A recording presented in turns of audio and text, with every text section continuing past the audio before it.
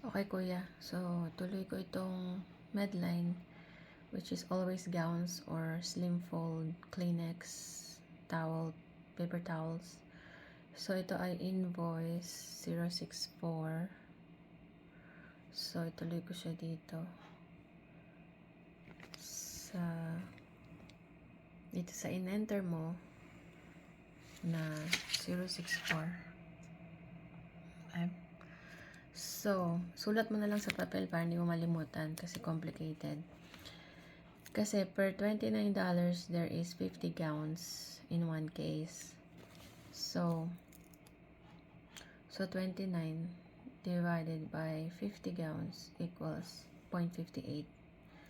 So, dito, ilalagay natin na unit price ng isolation gown. But first, kunin muna natin yung first two column. Hanap ako sa taas. Ito. Pakisulat mo na lang na yung Medline gown ay always gown Y. So, kunin ko to. 1, 2 column. Copy. Susunod ko dito sa isang tutorial para na. And paste. So, unit price is 59.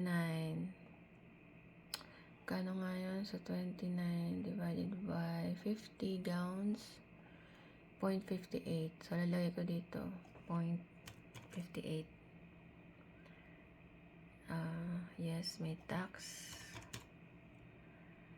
Ilan? So, ang gagawin mo, 10 ship quantity. 10 times 50. Kasi nga, per 50, diba? So, 10 times 50 is 500 gowns. Ayun. So, 500 gowns. Okay? Tapos, same dynamic. Tapos, kailan? February 27.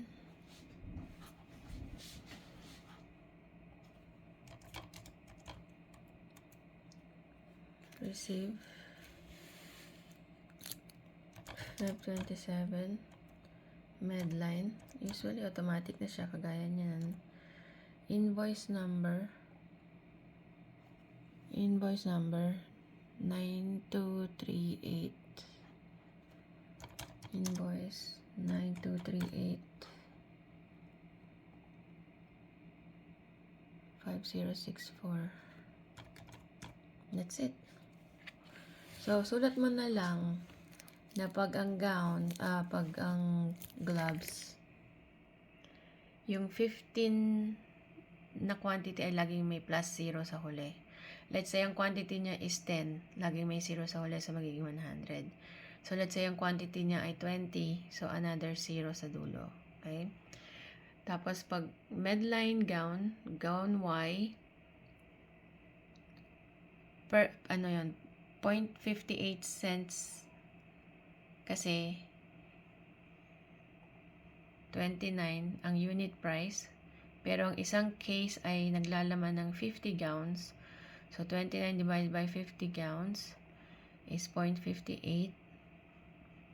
Yung ship quantity niya ay 10. 10 times 50 gowns ay 500. So, yun na. Yun lang naman ang complicated. Pakisulat mo na lang. Don't give up. Malalaman mo rin to. Matututunan mo rin. So, tapos na ang invoice number na 064 from Medline. So, huwag mo na isulat ulit yan.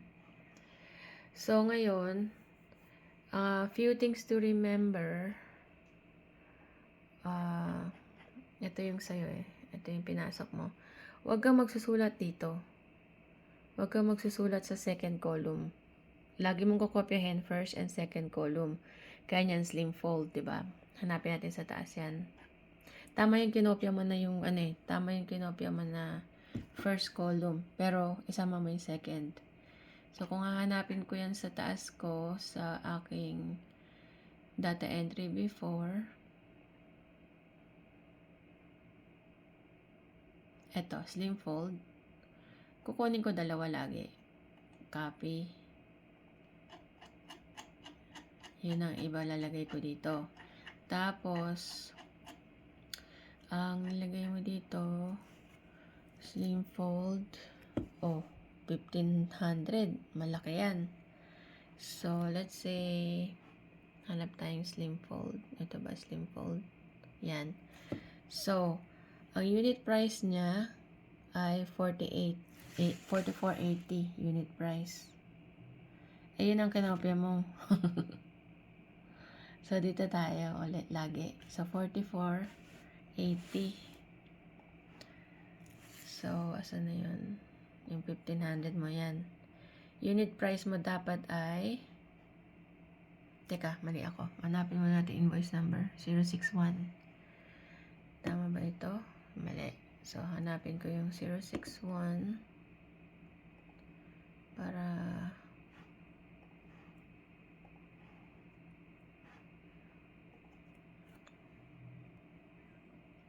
So, ito, 061. So, ang Kleenex, isa ay 44.80. Ilan ang quantity? 35. Huwag mo intindihin yung 0.00. So, quantity shape is 35. So, dun sa 061, which is ito, 061. Oh, dapat magkano? 44.80. Dapat unit price 44.80. Hindi, huwag ka titingin sa dulo na total. Okay? So, baguhin mo to. 44.80. Ilan? 35. 35. Perfect. Yun, nakuha mo yun. So, okay. Perfect. Yun lang.